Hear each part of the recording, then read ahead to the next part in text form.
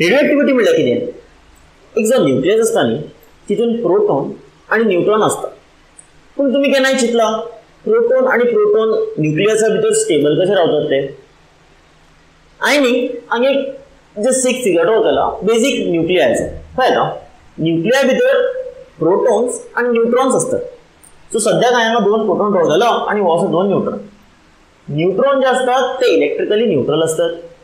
Protons have positive charge आणि आमकां law of electricity कितें म्हणटा? लायक चार्जेस रिपेल इच अदर. हो प्रोटॉन आनी प्रोटॉन जो आसा तो एक्चुअली रिपेल जावपाक जाय न्ही.